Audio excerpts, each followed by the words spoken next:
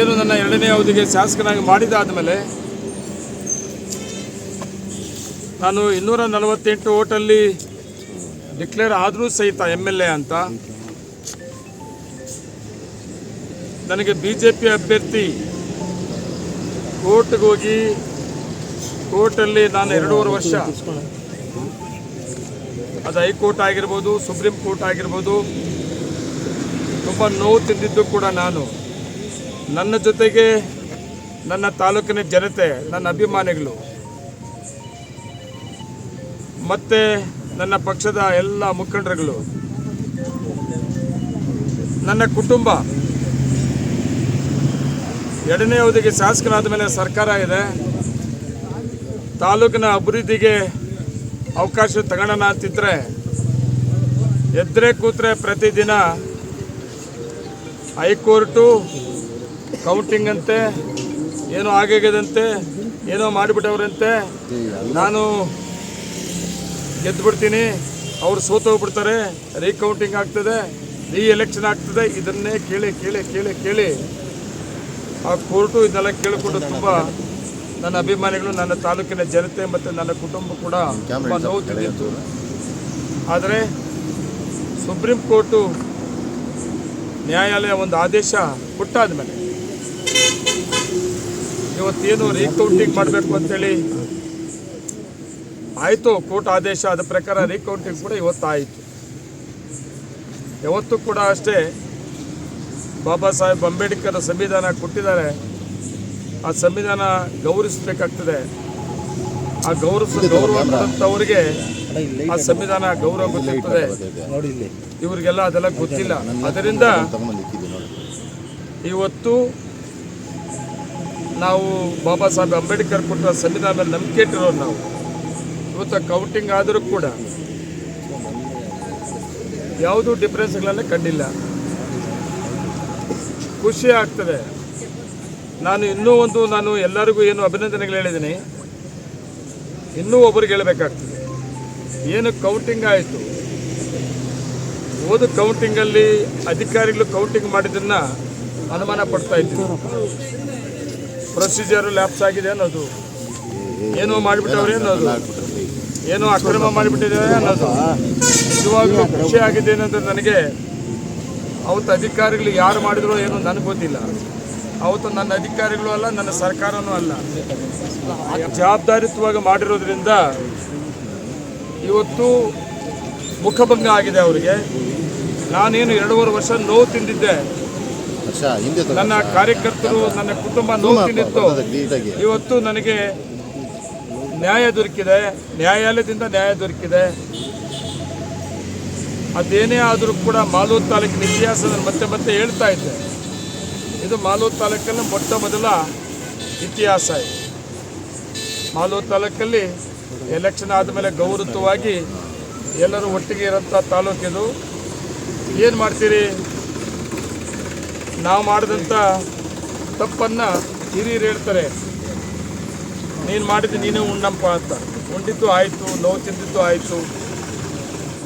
ಅದಕ್ಕೆ ದೇವರು ಮತ್ತು ಸಂವಿಧಾನ ಎರಡೂ ಕೂಡ ಉತ್ತರ ಕೊಟ್ಟಿದೆ. ಇವತ್ತು ನಾನು ಮತ್ತೆ ಇನ್ನೇನು ಮಾತಾಡೋಕ್ಕೆ ಹೋಗೋದಿಲ್ಲ. ನಾನು ತೀರ್ಮಾನ ಮಾಡಿದೆ ಇವತ್ತು. ಈಗ ಕೌಂಟಿಂಗ್ ಆದಮೇಲೆ ನ್ಯಾಯ ನಮ್ಮ ಪರವಾಗಿದೆ ಅಂತ ಗೊತ್ತಾದ ಮೇಲೆ ಇಷ್ಟು ದಿವಸ 2.5 ವರ್ಷ ಕೋರ್ಟ್ಗಳ ಜೊತೆಗೆ ವೈಯಕ್ತಿಕವಾಗಿ ಮಾತಾಡೋಂಥವ್ರು ಎದ್ರೆ ಕೂತ್ರೆ ಇದನ್ನೇ ಕೇಳ್ಕೊಂಡು ಬರ್ತಾ ಇದ್ದೆ ನಾನು. ಅಕ್ರಮ ಮಾಡಿಬಿಟ್ಟವ್ರೆ, ಮತ್ತೆ ಕೌಂಟಿಂಗ್ ಆಗ್ತದೆ, ಮತ್ತೆ ಎಲೆಕ್ಷನ್ ಆಗ್ತದೆ ಅಂತೇಳಿ. ಆದರೆ ಇವತ್ತು ಅದಕ್ಕೊಂದು ತೆರೆ ಆಗಿದೆ. ನಾನು ನನ್ನ ತಾಲೂಕಿನ ಅಭಿವೃದ್ಧಿ ಕಡೆ ಹೆಚ್ಚಿಗೆ ಒತ್ತಡ ಕೊಡಬೇಕು ಅಂತ ಅಂದ್ಕೊಂಡಿದ್ದೀನಿ. ಇವತ್ತು ನಾನು ಯಾವುದೇ ಕಾರಣಕ್ಕೂ ಇನ್ನು ಟೀಕೆಗಳು ಮಾಡೋಂಥವ್ರಿಗೆ, ಯಾರಿಗೆ, ಅವ್ರಿಗೆ ಒಬ್ಬರಿಗೆ ಮಾತ್ರ ನಾನು ಮೊದಲಿಂದ ಹೇಳ್ತಾ ಇದ್ದೆ, ಮಾಲೂರು ತಾಲೂಕಿನ ನನ್ನ ಯಾವುದೇ ಪಕ್ಷದ ನಾಯಕರು, ಮುಖಂಡರುಗಳಾಗಿರ್ಬೋದು, ಯಾವುದೇ ಜನಾಂಗದವರಾಗಿರ್ಬೋದು, ನನ್ನ ಬಗ್ಗೆ ಏನಾದರೂ ಮಾತಾಡಿದಾಗ ನಾನು ಅದಕ್ಕೆ ಕೌಂಟರ್ ಕೊಡೋದಿಲ್ಲ ಅಂತ ಮೊದಲಿಂದ ಹೇಳಿದ್ದೀನಿ. ನಾನು ಅವ್ರ ಬಗ್ಗೆ ನಾನು ಮಾತಾಡೋಕ್ಕೆ ಹೋಗಿಲ್ಲ. ಆದರೆ ಈ ವ್ಯಕ್ತಿಯಿಂದ ನಾವು ತಿನ್ನಂಥ ನೋವು ಅವರೇನು ಮಾತಾಡಿದ್ರು ನಾನಿಲ್ಲ, ಸಮಾಧಾನ ಆಗಿದೆ ನನಗೆ. ಇನ್ನು ಮುಂದೆ ನಾನು ನನ್ನ ಬಗ್ಗೆ 1000 ಮಾತಾಡಲಿ, ನಾನಂತೂ ಅವ್ರ ಬಗ್ಗೆ ಮಾತಾಡೋಕ್ಕೆ ಇನ್ನು ಹೋಗ್ಕೊಡ್ದು ಅಂತ ತೀರ್ಮಾನ ಮಾಡಿಬಿಟ್ಟಿದ್ದೀನಿ. ನನ್ನ ತೀರ್ಮಾನ ಏನಂದರೆ, ನನ್ನ ಮುಂದಿನ ಗುರಿ ಏನಂದರೆ ಅಭಿವೃದ್ಧಿ. ಇವತ್ತು ನಮ್ಮ ಸನ್ಮಾನ್ಯ ಮುಖ್ಯಮಂತ್ರಿಗಳು ಸಿದ್ದರಾಮಯ್ಯವರು, ಉಪಮುಖ್ಯಮಂತ್ರಿಗಳು ಡಿ ಕೆ ಶಿವಕುಮಾರ್ ಅವರು, ನನ್ನ ಜಿಲ್ಲಾ ಮಂತ್ರಿಗಳು ಸುರೇಶ್ ಅವರು ಇವತ್ತು ಮಾಲೂರು ತಾಲೂಕಿಗೆ ಸುಮಾರು 2,500 ಕೋಟಿಯನ್ನು ಇತಿಹಾಸದಲ್ಲಿ ಯಾರೂ ಮಾಡಿಲ್ಲ ಅಂಥ ಒಂದು ಹೊಸ ಯೋಜನೆಗಳನ್ನ ಕೊಟ್ಟಿದ್ದಾರೆ. ಅದನ್ನು ಇಂಪ್ಲಿಮೆಂಟ್ ಮಾಡಿಸೋಂಥ ಕೆಲಸ ರಸ್ತೆಗಳಾಗಿರ್ಬೋದು, ಫ್ಲೇವರ್ ಆಗಿರ್ಬೋದು, 4 ಲೈನ್ ಆಗಿರ್ಬೋದು, ಬಸ್ ಸ್ಟ್ಯಾಂಡ್ ಆಗಿರ್ಬೋದು, ಹಾಸ್ಪಿಟಲ್ ಆಗಿರ್ಬೋದು, ಕೆರೆ ಆಗಿರ್ಬೋದು, ಇವೆಲ್ಲ ಕೂಡ ನನ್ನ ಗುರಿ. ಯಾವುದೇ ಕಾರಣಕ್ಕೂ ಈ ವ್ಯಕ್ತಿಗೆ ಮಾತಾಡಲಿ, ಏನು ಬೇಕೋ ಮಾತಾಡಲಿ. ತಾವು ಕೂಡ ನೋಡಿದ್ದೀರಿ, ವೈಯಕ್ತಿಕವಾಗಿ ಮಾತಾಡಿದ್ದು ಕೂಡ ನೋಡಿದ್ದೀರಿ. ಇವತ್ತು ವೈಯಕ್ತಿಕವಾಗಿ ಮಾತಾಡಿದ್ದು ಜೊತೆಯಲ್ಲಿರೋರನ್ನ ಏನು ಆಗೋಯ್ತು, ಇನ್ನೇನು ಕಮ್ಮಿ ಇಲ್ಲ, ಇನ್ನು ಬಂದುಬಿಡ್ತದೆ, ನಾಳೆ ನಾಳಿದ್ದು MLA ಗಿರಿ ನನಗೆ ಬಂದುಬಿಡ್ತದೆ ಅಂತೇಳಿ ಹೇಳ್ಕೊಂಡು ಓಡಾಡ್ತದ್ದು. ಪಾಪ ಅವ್ರ ಜೊತೆಲಿರೋರು ಕೂಡ ನೋಡಾಯಿತು.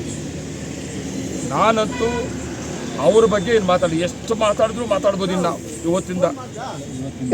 ಇವತ್ತಿಂದ BJP ಅಭ್ಯರ್ಥಿ ಸನ್ಮಾನ್ಯ ಮಾಜಿ ಶಾಸಕರಾದ ಸನ್ಮಾನ್ಯ ಮಂಜುನಾಥ ಗೌಡರು, ನಿನಗೆ ಇವತ್ತು ನ್ಯಾಷನಲ್ ಪರ್ಮಿಷನ್ ನಿನಗೆ, ನನ್ನ ಬಗ್ಗೆ ನೀನೇನು ಬೇಕೋ ಮಾತಾಡು, ನಾನು ಮಾತ್ರ ಇನ್ನು ಪುಟ್ಟಕ್ಕನಲ್ಲ ನಿನ್ನ ಪುಟ್ಟಕ್ಕಲ್ಲ. ಅಲ್ಲ, ಆಕ್ಷೇಪಣೆಗಳು ಬಿಡ್ರಿ, ಏನಾದ್ರು ಸಿಕ್ಕಿದ್ರೆ ಆಕ್ಷೇಪಣೆಗಳಿತ್ತು.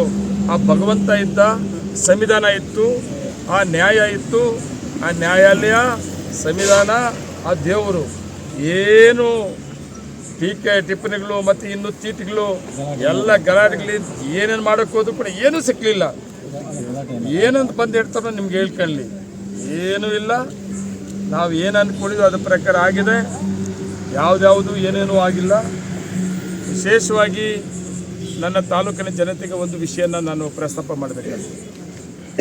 ನನ್ನ ಅಭಿಮಾನಿಗಳಿಗೆ ಇವತ್ತು ನಾನು ಒಂದು ಮಾತು ಹೇಳಿದ್ದೀನಿ, ಯಾವುದೇ ಕಾರಣಕ್ಕೂ ನಾನು ಮಾತಾಡೋದಿಲ್ಲ ಅಂತ.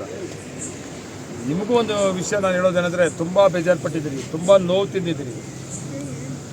ಆದರೆ ಇವತ್ತಿನ ನ್ಯಾಯಾಲಯದ ತೀರ್ಪೇನಿದೆ, ಆ ತೀರ್ಪು ಇವತ್ತು ನೋಡಿದ್ದೀವಿ ನಾವು. ಫೈನಲ್ಲಾಗಿ ಏನು ಅಂತ ನ್ಯಾಯಾಲಯ ಅನೌನ್ಸ್ ಬರ್ತದೆ. ಸಮಾಧಾನಕರವಾಗಿದ್ದೀವಿ, ಖುಷಿಯಾಗಿದ್ದೀವಿ. ನೀವೆಲ್ಲರೂ ಕೂಡ ಧೈರ್ಯವಾಗಿರ್ರಿ. ನ್ಯಾಯಾಲಯ ನಮ್ಮ ಪರ ಇರ್ತದೆ. ಆದರೆ ಒಂದೇನೆಂದರೆ, ಯಾವುದೇ ಕಾರಣಕ್ಕೂ ನಿಮ್ಮ ನೋವನ್ನು ಬೇರೆ ರೀತಿ ತಗೊಂಡು ಹೋಗ್ಬೇಡ್ರಿ. ಇವತ್ತು ಕೌಂಟಿಂಗ್ ಆಗಿದೆ, ಅದೇನೋ ಗೆದ್ಬಿಟ್ಟಿವಂತೆ, ನಮ್ಗೆ ಆ ತೊಂದರೆ ಮಾಡಿದರು, ಈ ತೊಂದರೆ ಮಾಡಿದರು ಅಂತೇಳಿ ಗಲಾಟೆ ಮಾಡೋಕ್ಕೆ ಹೋಗೋದು, ಮತ್ತು ಯಾರಿಗಾರು ತೊಂದರೆ ಕೊಡೋಕ್ಕೆ ಹೋಗೋದು. ಯಾರು ಕೊಡ್ಬೇಕು, ನಾವು ಯಾರ ಮೇಲೆ ಕೆಲಸ ಮಾಡಬೇಕು? ರೈಟೋ ರಾಂಗೋ ನಮ್ಮ ತಾಲೂಕಿನ ಜನ, ರೈಟೋ ರಾಂಗೋ ಹೊಸಕೋಟವ್ರ ಜೊತೆಗೆ ಹೋಗ್ತವ್ರೆ. ಅವರು ಒಳ್ಳೆ ಬುದ್ಧಿ ದೇವ್ರು ಕೊಡ್ತಾನೆ. ನಾವು ಯಾರ ಮೇಲೆ ತೊಂದರೆ ಮಾಡೋಕ್ಕೆ ಹೋಗ್ಬೇಕು? ನಮ್ಮೂರ ಮೇಲೆ ಮಾಡೋಕ್ಕೆ ಹೋಗ್ಬೇಕು ಬೇಡ. ನಿಮ್ಮನ್ನು ಕೈ ಮುಗಿದು ಕೇಳ್ಕೊತೀನಿ, ಯಾರೂ ಕೂಡ ಅಷ್ಟೇ ಹಳ್ಳಿಗಳೆಲ್ಲ ಆಗಿರ್ಬೋದು, ಮಾಲೂರು ಟೌನಲ್ಲಿ ಆಗಿರ್ಬೋದು, ಎಲ್ಲೇ ಆಗಲಿ ಗಲಾಟೆಗಳಿಗೆ ಅವಕಾಶ ಮಾಡಿಕೊಡೋದು ಬೇಡ. ನಮ್ಮದು ಒಂದೇ ಗುರಿ, ಶಾಂತಿಯುತವಾಗಿ ಮಾಲೂರು ತಾಲೂಕು ಇತಿಹಾಸ ಇದೆಯಲ್ಲ ಅದನ್ನು ಕಾಪಾಡ್ಕೊಂಡು ಹೋಗೋದು ಮತ್ತು ಮಾಲೂರು ತಾಲೂಕನ್ನು ಅಭಿವೃದ್ಧಿ ಮಾಡೋದು. ನಾನು ಈಗ ಒಂದು ರೀತಿಯಲ್ಲಿ ಈ 2.5 ವರ್ಷ ಟೆನ್ಷನ್ನು, ನೋವು, ಕಷ್ಟ, ನಮ್ಮನೆ ನನ್ನ ಅಭಿಮಾನಿಗಳೆಲ್ಲರೂ ಕೂಡ ಇನ್ನೇನೂ ಇಲ್ಲ. ಹೊಸ ನಂಜೇಗೌಡ ಆಗ್ತೀನಿ, ನಾನು ಹೊಸ ಬದಲಾವಣೆ ಆಗ್ತೀನಿ. ನನ್ನ ನಮ್ಮಿನವ್ರನ್ನ ಕೈ ಹಿಡಬೇಕು, ಪಕ್ಷವನ್ನು ಕಟ್ಟಬೇಕು, ತಾಲೂಕನ್ನ ಡೆವಲಪ್ಮೆಂಟ್ ಮಾಡಬೇಕು, ತಾಲೂಕನ್ನ ಶಾಂತಿಯುತವಾಗಿ ತಗೊಂಡು ಹೋಗ್ಬೇಕು. ಇದು ಒಂದೇ ನನ್ನ ಗುರಿ. ಇದಕ್ಕೆ ಇನ್ನು ಉಳಿದಿರೋದು 2.5 ವರ್ಷ ನಾನು ಒತ್ತನ್ನು ಕೊಡ್ತೀನಿ.